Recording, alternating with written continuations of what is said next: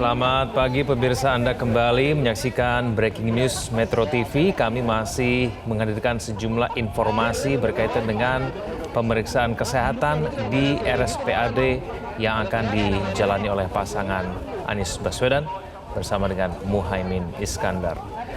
Situasi terkini yang Anda lihat di layar kaca Anda merupakan suasana di RSPAD Gatot Subroto, Jakarta Pusat, di mana beberapa saat yang lalu kita sudah melihat kehadiran dan kedatangan dari Baca Pres dan Bacawa Pres Koalisi Perubahan, Anies Baswedan dan Muhaimin Iskandar. Memang pada pukul 7 ini merupakan waktu yang sudah disediakan oleh RSPAD Gatot Subroto kepada pasangan Amin untuk memulai rangkaian tes kesehatan yang akan dijalani.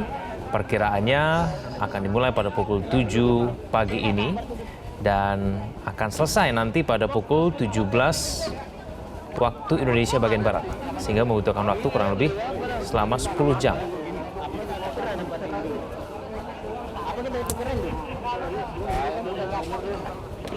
Ya, memang kita ketahui pemirsa bahwa memang pemeriksaan kesehatan merupakan salah satu persyaratan tahapan yang ditentukan oleh KPU kepada seluruh calon presiden dan calon wakil presiden yang akan berkontestasi di pemilihan presiden tahun 2024.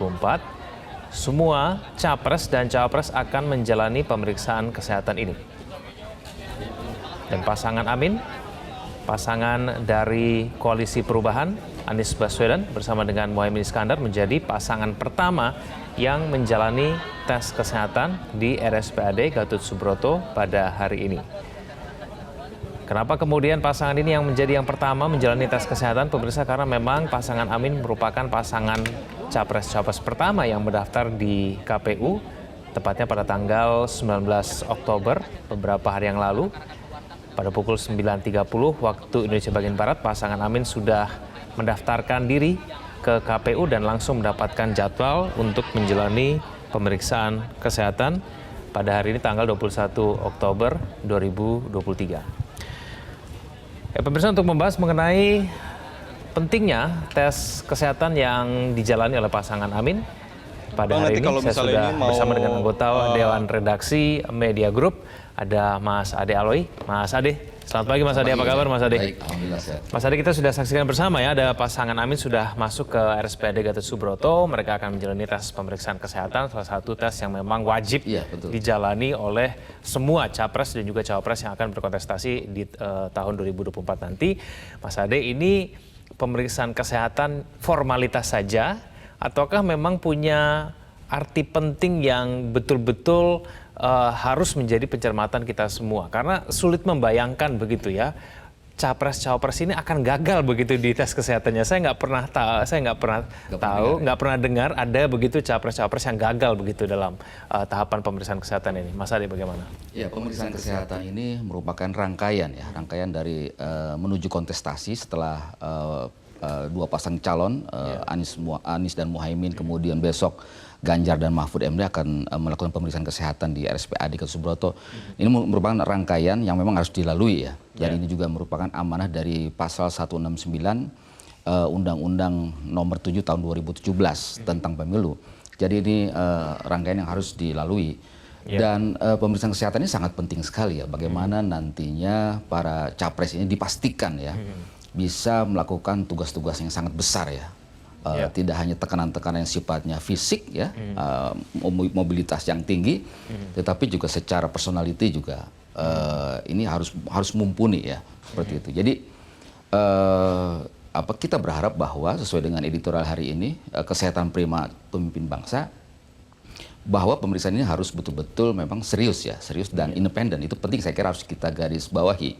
Nah, ada yang berbeda pada pemeriksaan kesehatan cawapres pada pemilu kali ini, yang sebelumnya ada Ikatan Dokter Indonesia dilibatkan sejak 2004, tetapi sekarang tidak lagi dilibatkan karena berdasarkan Undang-Undang Kementerian Kesehatan yang baru tahun 2023, di situ disebutkan bahwa ID adalah bukan satu-satunya organisasi kesehatan ya, gitu. Jadi barangkali dari dari KPU agar tidak menimbulkan dispute, jadi tidak dilibatkan. Tapi kita berharap bahwa dengan tidak dilibatkan Ikatan Dokter Indonesia, di mana sebelumnya ID membentuk sebuah tim untuk melakukan pemeriksaan, kita berharap para dokter-dokter di RSPAD betul-betul independen ya, dan tidak bisa dipengaruhi oleh siapapun. Karena menurut saya sangat penting sekali, jangan sampai kemudian karena katakanlah main mata atau seperti apa gitu menghadap pendekatan khusus dari calon-calon tertentu, ini kemudian diloloskan. Ini menurut saya sangat berbahaya gitu loh, seperti itu. Dan pemeriksaan kesehatan ini kalau saya lihat dari dari keputusan KPU ya nomor tahun 2018 dan sekarang masih digunakan, itu luar biasa ya kan. Ada 16 pemeriksaan ya. Jadi fungsi organ, kemudian kepribadian dan sebagai sampai pembuluh darah, jantung dan sebagainya. Ini menurut saya sempurna ya dari sisi detail-detail pemeriksaan yang harus dilalui ya. Ini luar biasa ini. Jadi kalau lolos ini luar biasa gitu loh. Nah, tetapi bagaimana kalau misalnya tidak lolos, dan tidak lolosnya diberikan kesempatan lagi. Artinya ditawarkan nanti mau mengulang atau memang mau menyerah seperti itu ya. Nah, ini saya kira langkah yang memang harus dilalui dan itu ada surat keputusannya ya. Jadi rangkaian-rangkaian ini merupakan sebuah upaya bagaimana KPU ini sebagai penyelenggara negara menghasilkan calon presiden dan calon wakil presiden yang memang mumpuni ya, kuat secara fisik. Dan kita juga menginginkan, tentu saja rakyat Indonesia menginginkan bahwa seorang presiden itu, seorang calon presiden dan wakil presiden harus betul-betul menjadi menjadi contoh gitu ya.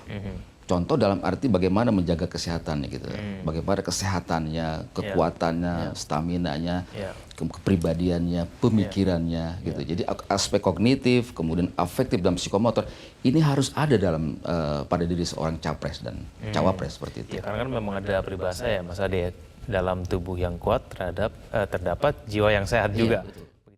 Jelajahi cara baru mendapatkan informasi. Download Metro TV Extend sekarang.